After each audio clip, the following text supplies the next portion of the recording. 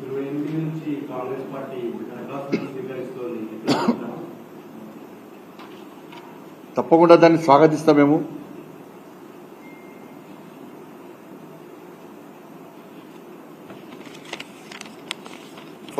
Congress party ఎన్నికల సమయంలో 6 గ్యారెంటీల హామీ ఇచ్చింది.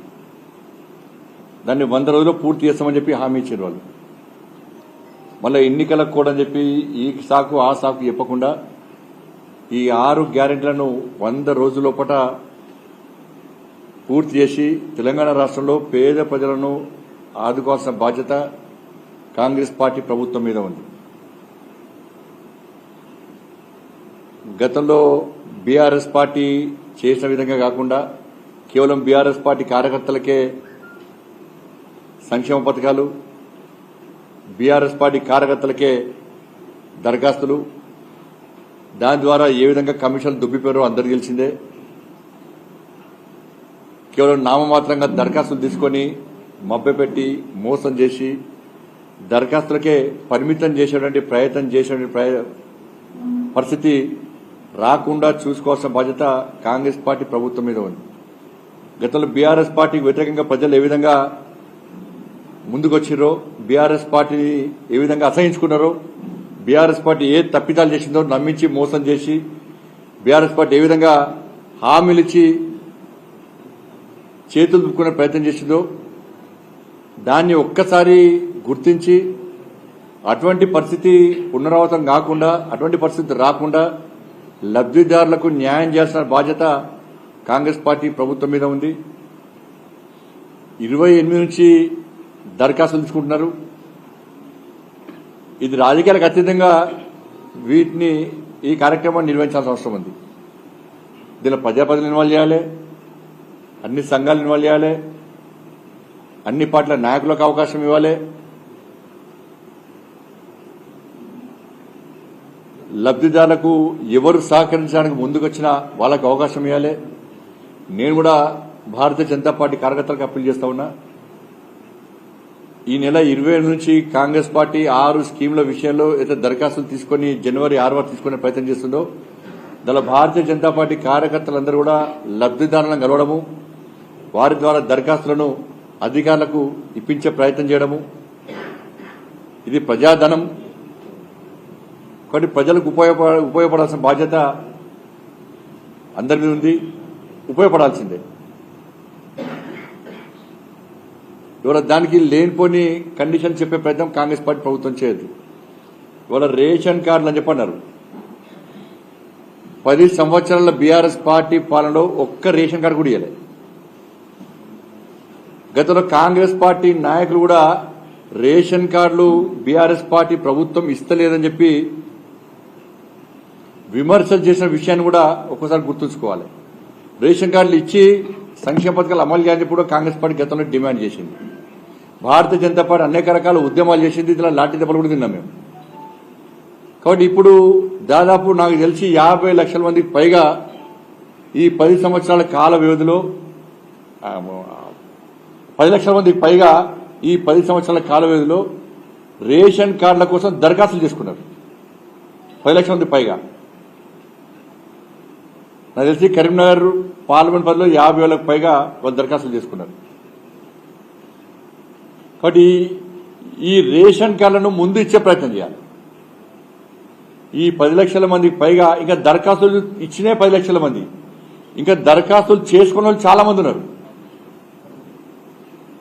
అర్హులైన పేదలందరికీ ముందుగా రేషన్ కార్డులు యుద్ధ ప్రాతిపదికన ఇవ్వాల్సిన బాధ్యత కాంగ్రెస్ పార్టీ ప్రభుత్వం మీద ఉంది.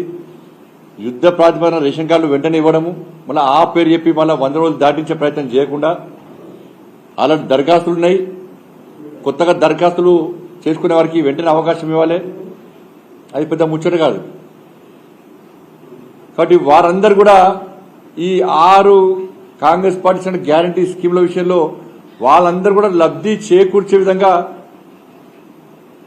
చర్యలు తీసుకోవాలి తప్ప గతంలో ఉన్నటువంటి వైట్ రేషన్ కార్డు ఉన్న వాళ్ళకే రేషన్ కార్డులు ఇవ్వాలంటే దాదాపు నాకు తెలిసి ఒక 10 లక్షల మందికి పెళ్లి కావచ్చు. మేజర్ లైన్లు వాళ్ళు మ్యారేజ్ చేసుకున్నారు.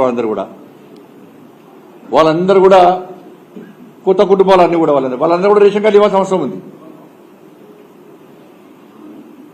కాబట్టి ఇవన్నీ పరిశ్రమలో తీసుకొని వెంటనే రేషన్ కార్డులు ఇవ్వడము, వాళ్ళందరికీ లబ్ధి చేకూరే విధంగా ప్రభుత్వం చర్యలు తీసుకోవాల్సిన బాధ్యత రాష్ట్ర ప్రభుత్వం మీద ఉంది. కాబట్టి మళ్ళా ఈ రేషన్ కార్డుల పేరుతోని మళ్ళా నామమాత్రంగా దరఖాస్తు తీసుకొని మళ్ళీ ఎలక్షన్ కోడ్ వచ్చిందని చెప్పి దాటేసే ప్రయత్నం చేయదు. తప్పకుండా కాంగ్రెస్ పార్టీ ప్రభుత్వం 6 గ్యారెంటీలను 100 రోజుల పాటు అమలు చేయాలి. కొత్త రేషన్ కార్డులు ఇచ్చిన తర్వాత మాత్రమే ఈ దరఖాస్తులను వాళ్ళకు కూడా అవకాశం ఇవ్వాలి. దరఖాస్తులు ప్రారంభించండి, ఇబ్బంది లేదు మీరు. కానీ కొత్త రేషన్ కార్డులు ఇచ్చిన వాళ్ళు కూడా ఏ విధంగా దరఖాస్తులు స్వీకరిస్తారో, రేషన్ కార్డులు ఎప్పటివరకు ఇస్తారో వాటిని కూడా ప్రభుత్వం స్పష్టం చేయాల్సిన అవసరం ఉంది. భారతీయ జనతా పార్టీ కార్యకర్తలు కూడా ఈ కార్యక్రమంలో అందరూ పాల్గొనాలి. ఇది ప్రజాధనము, ప్రజలకు ఉపయోగపడాల్సిన బాధ్యత ఉన్నది. లబ్దిదారులకు చేకూర్చాల్సిన బాధ్యత ఉంది. శ్యామా ప్రసాద్ ముఖర్జీ గారి యొక్క ఆలోచన అదే. చిట్ట చివరి పేద వ్యక్తి కూడా ప్రభుత్వ ఫలాలు అందాలని చెప్పి మా శ్యామా ప్రసాద్ ముఖర్జీ గారు ఏ విధంగా మాకు స్ఫూర్తి నింపిరో దానికి అనుగుణంగా మేము కూడా ఈ కార్యక్రమంలో పాల్గొంటాం.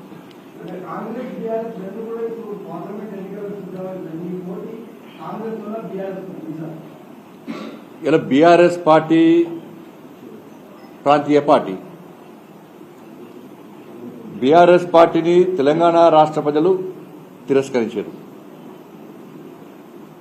అధికారంలో పార్టీని వాళ్ళ పార్లమెంటు ఎన్నికలంటేనే మోడీ ఎన్నికలు అంటారు.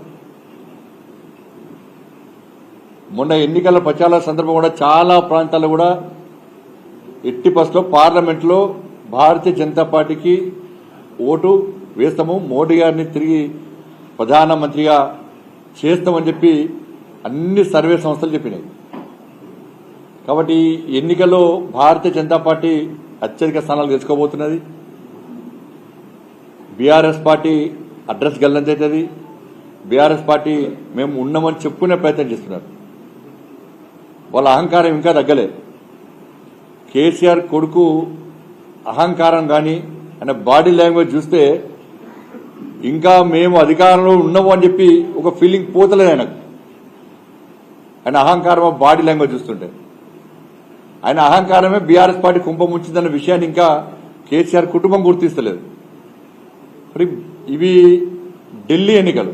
ప్రజలందరూ అంటే కామన్ అంటారు అవి చిన్న ఎన్నికలు, ఇవి పెద్ద ఎన్నికలు, అవి స్థానిక ఎన్నికలు, ఇవి ఢిల్లీ ఎన్నికలు. ఢిల్లీ ఎన్నికల్లో నరేంద్ర మోడీ గారు ప్రధానమంత్రిగా కావాలని చెప్పి దేశ ప్రజలందరూ కోరుకుంటారు. కాబట్టి ఎన్నికల్లో భారతీయ జనతా పార్టీ పక్కా గెలవబోతున్నది.